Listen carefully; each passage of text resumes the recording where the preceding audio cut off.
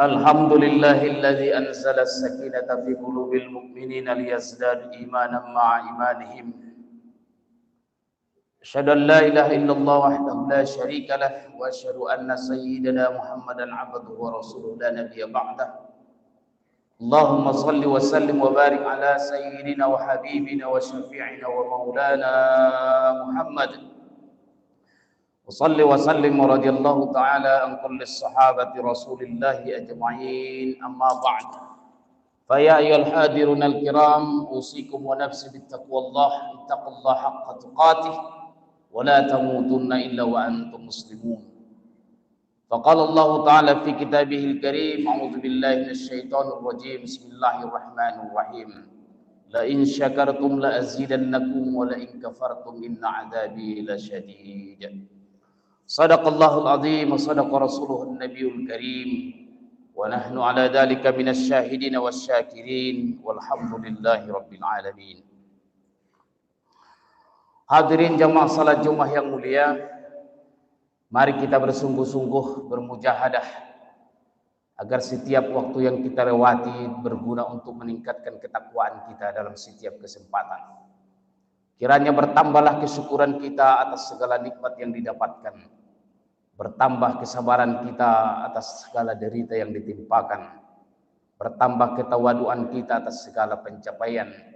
Dan bertambah pula kearifan kita atas segala persoalan. Siapa yang pandai bersyukur, Allah tambah karunia itu.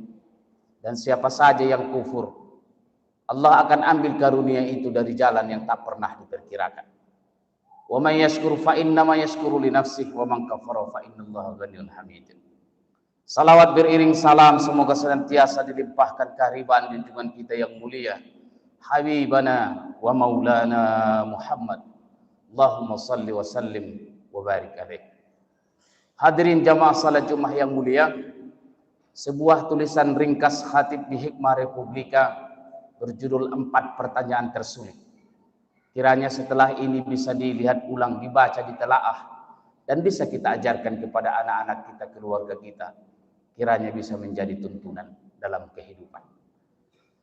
Beranjak dari hadis Abu Daud, Rasulullah sallallahu alaihi wasallam bersabda, "Lan tazula qadama 'abdi yaumal qiyamah hatta yus'alu an arba'in." Takkan beranjak kaki seorang hamba nanti di yaumil akhir sebelum ditanyakan 4 perkara.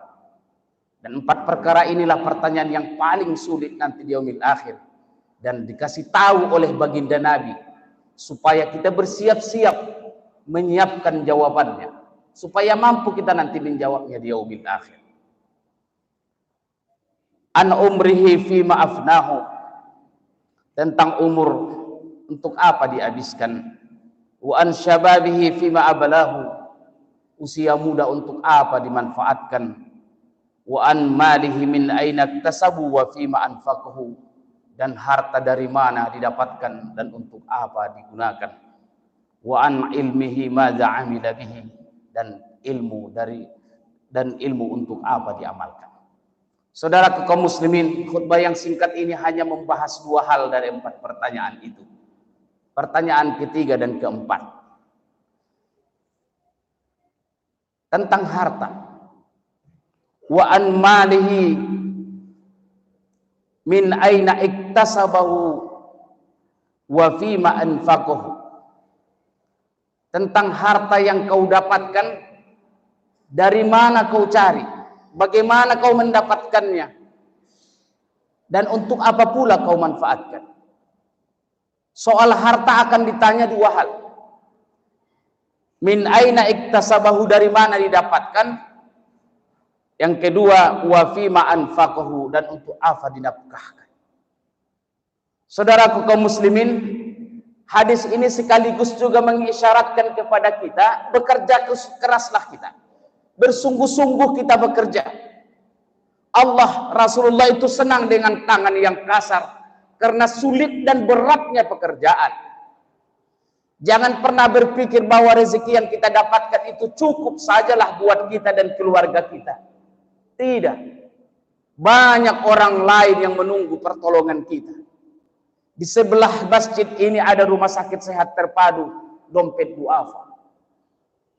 Orang-orang miskin, orang-orang duafa dirawat dan mereka dibebaskan biayanya. Dan beruntunglah orang-orang yang berwakaf untuk rumah sakit ini. Sebagaimana juga beruntungnya orang yang mewakafkan masjid ini. Dan masjid ini butuh perawatan kita, butuh jagaan dari kita. Dan untuk inilah harta akan kita manfaatkan. Saudaraku kaum muslimin, Islam mengajarkan kita bekerja keras. Tapi bukan hanya sekedar bekerja. Buya Hamka selalu mengingatkan ini. Kalau hanya masalah kerja, kerbau di sawah juga bekerja. Tapi tandanya kita orang beriman. Bekerja itu jelas apa yang kita kerjakan dan bagaimana cara kita mengerjakannya. Jangan karena mengharapkan keuntungan yang besar, segala cara kita gunakan. Menghalalkan segala cara. Banyak orang-orang yang mencari pekerjaan atau mencari harta, tapi justru dengan cara yang batil, yang haram. Kita diperintahkan oleh Allah cari rezeki halalan thayyiban, dengan cara yang halal. Kenapa? Karena itu akan ditanya oleh Allah. Dari mana kau dapatkan harta ini? Dan sekecil apapun kenikmatan yang kita dapatkan hari ini akan ditanya dari mana datangnya dan untuk apa digunakan. Dan kelak itu sangat sulit menjawabnya kalau hari ini kita tidak berhati-hati. Percayalah, Rasulullah pernah mengingatkan kita, setiap daging yang tumbuh di badan kita yang berasal dari harta yang haram, maka itulah yang membawanya masuk ke dalam neraka. Bagaimana kalau harta yang haram itu juga kita bawa ke rumah dan dimakan oleh anak, istri dan keluarga kita?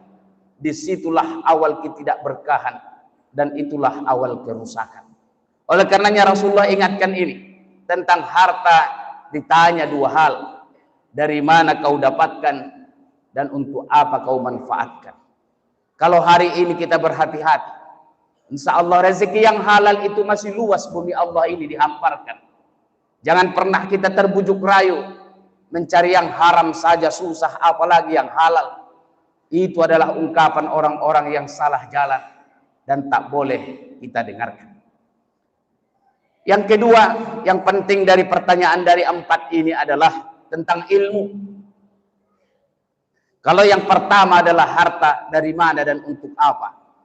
Dan itu guru kita Profesor Dr. K. Haji Didin Hafiduddin selalu mengingatkan ini. Cari harta dengan cara yang halal, karena kehalalan itu mendatangkan keberkahan. Nah, soal ilmu hanya ditanya satu. Wa an ilmihi madza amila bihi. Dan ilmu yang kau dapatkan, kau manfaatkan, kau amalkan untuk apa? Tidak ditanyakan dari siapa, dari mana kita belajarnya. Tapi ditanyakan apakah ilmu itu diamalkan atau tidak. Pepatah Arab mengatakan al-ilmu bila amalin kasyajarin bila thamarin. Ilmu yang tak diamalkan itu bagaikan pohon tak berbuah, hanya tinggi saja. Dan orang yang tidak mengamalkan ilmunya hanya untuk kesombongan, keangkuhan saja, membangga-banggakan dirinya. Tapi meski demikian, tak ditanya pun sebenarnya dari mana asalnya ilmu yang kita dapatkan. Dr. Adian Husaini guru kita pernah menjelaskan.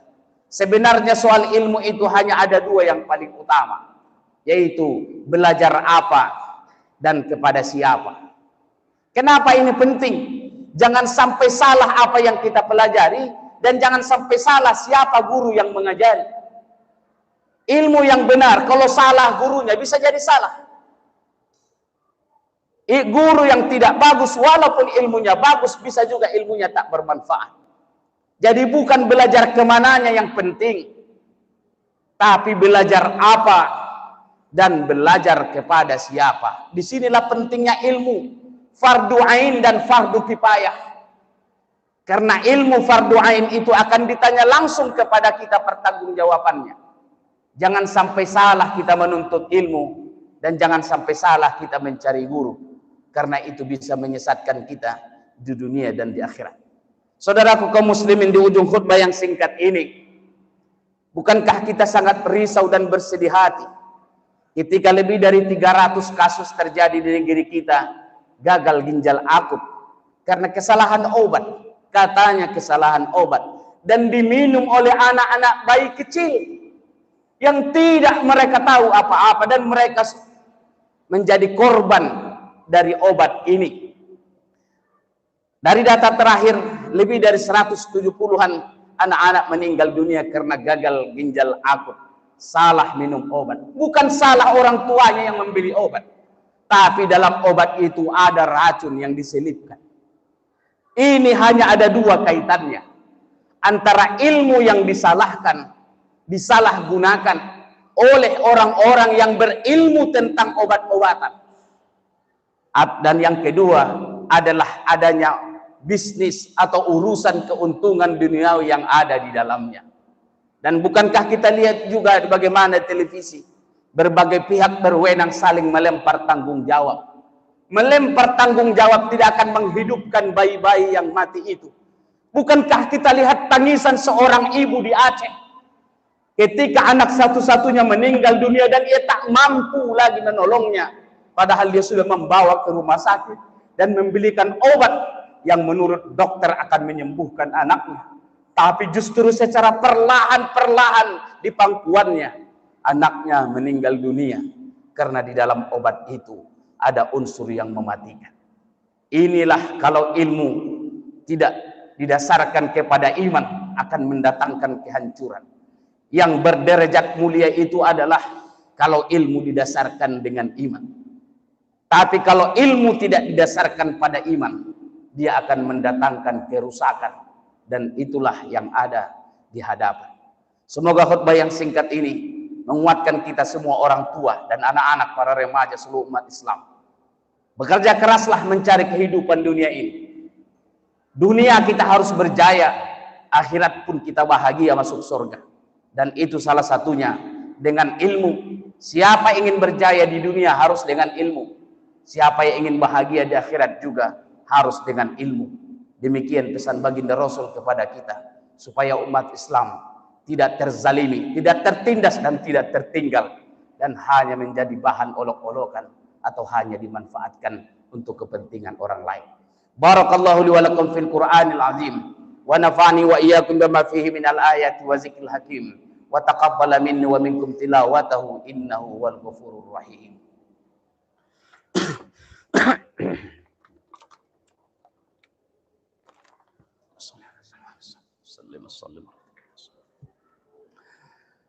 Alhamdulillahilladzi an'ama alaina bi ni'matil iman wal islam.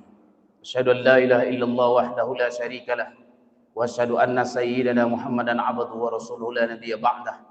Allahumma shalli wa sallim wa barik ala sayyidina wa habibina wa syafi'ina wa maulana Muhammad. Shalli wa sallim radhiyallahu ta'ala an kulli sahabati Rasulillahi ajma'in. Amma ba'du, fa ya ayyuhal hadirun al-kiram, usikum wa nafsi bittaqwallah. Ittaqullaha haqqa tuqatih wa la tamutunna illa wa antum muslimun. Faqala Allah Ta'ala, innallaha wa malaikatahu yusalluna 'alan nabi ya ayyuhalladzina amanu sallu 'alaihi wa sallimu taslima.